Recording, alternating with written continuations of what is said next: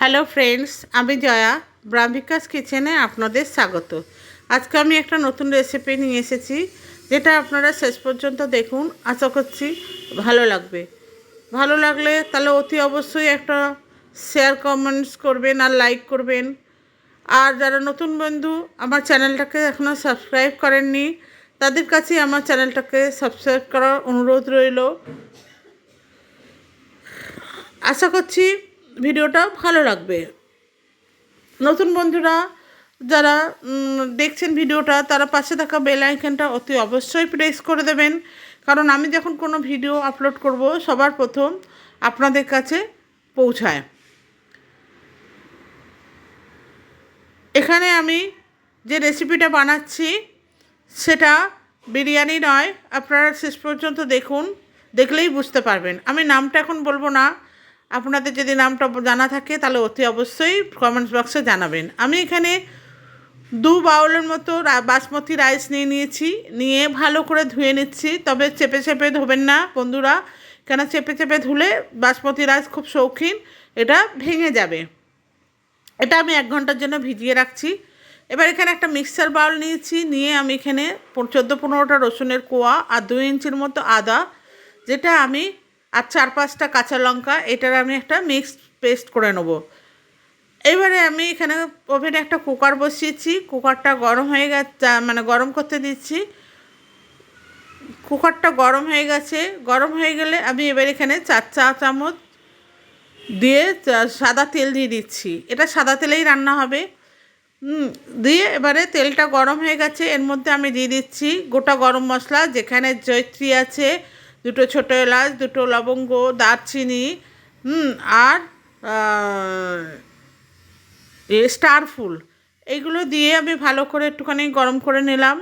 নিয়ে এবার এর মধ্যে 3-4টে মানে ছোটো ছোটো তেজপাতা দিয়ে দিয়েছি, দিয়ে এটাকে আমি ভালো করে ভেজে নিচ্ছি। এদিকে আমি 2টো পেঁয়াজ নিয়ে নিয়েছি, যেটাকে আমি চপড করে রেখেছিলাম। ওই পেঁয়াজ দুটো আমি পেঁয়াজ কুচিটাও আমি এর মধ্যে দিয়ে দিলাম। দিয়ে এবার ভালো করে বাদামি করে ভাজবো।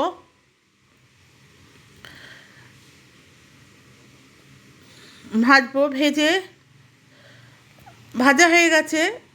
এবার আমি এখানে যে আদা রসুনের পেস্টটা ছিল, আদা রসুন কাঁচা লঙ্কার, সে পেস্টটা আমি দিয়ে দিলাম। দিয়ে এটাকে ভালো করে কষিয়ে নেব।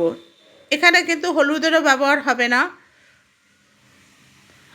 না জিরে গুঁড়ো, ধনে গুঁড়ো। এবার আমি 1/2 কিলোর মতো চিকেন নিয়েছি। চিকেনটাকে ভালো করে ধুয়ে পরিষ্কার করে নিয়েছি।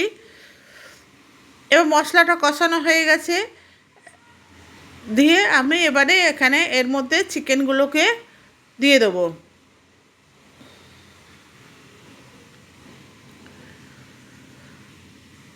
আর এখানে আমি দু চা চামচের মতো দই নিয়ে রেখেছি।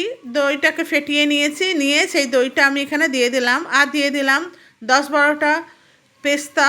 সেই পেস্তার টুকরোগুলো আমি এর মধ্যে দিয়ে দিয়েছি। দিয়ে ভালো করে আমি এটাকে কষিয়ে নেব।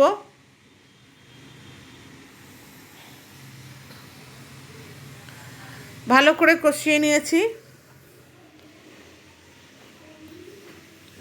এবার যেহেতু এটা মুরগির মাংস, এটা যদি একটু জল বেরোয়, তাই এবার এখানে আমি 2 চা চামচের মতো কেওড়া জল এর মধ্যে দিয়ে দেবো।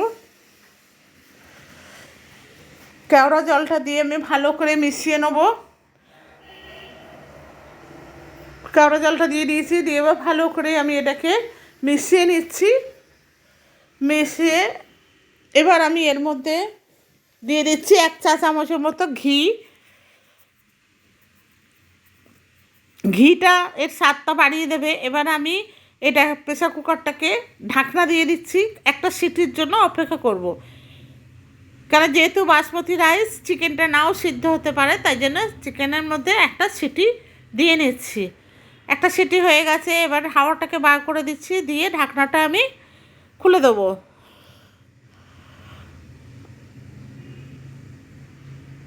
ঢাকনাটা খুলে নিচ্ছি। নিয়ে এরপরে আমি এর মধ্যে দিয়ে দেবো সে ভিজিয়ে রাখা চিকেনটা। মোটামুটি সিদ্ধ হয়ে এসছে অর্ধেকটা।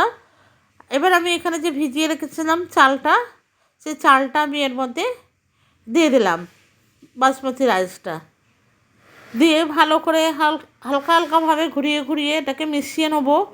বেশি জোরে মেশাতে যাব না, তাহলে চালগুলো সব ভেঙে যাবে।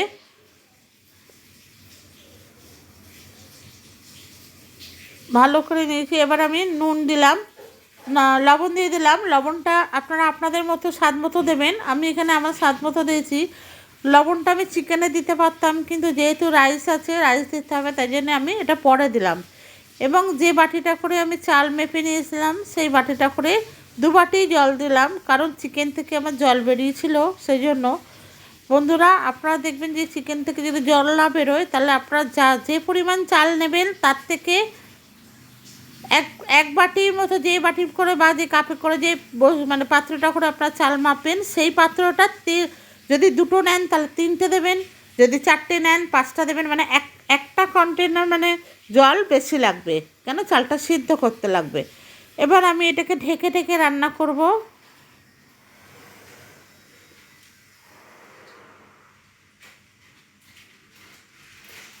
এভাবে নেড়ে নেড়ে দেখতে হবে যে তলা যাতে না লেগে যায়।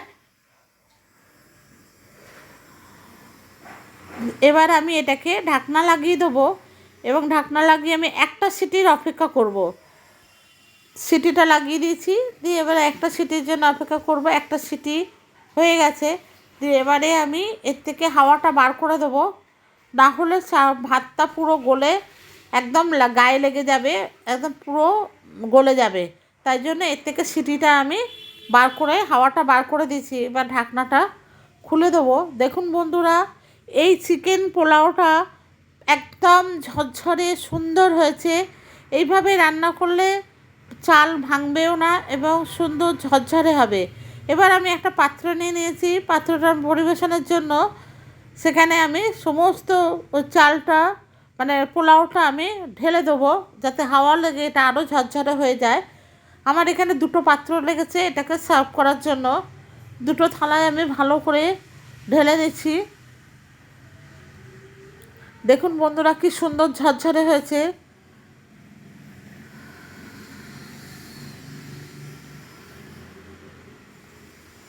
আশা করছি ভিডিওটা আপনাদের খুব ভালো লেগেছে। ভালো লাগার জন্য এতদিন বন্ধুরা যেভাবে সাপোর্ট করেছেন, তার জন্য ধন্যবাদ।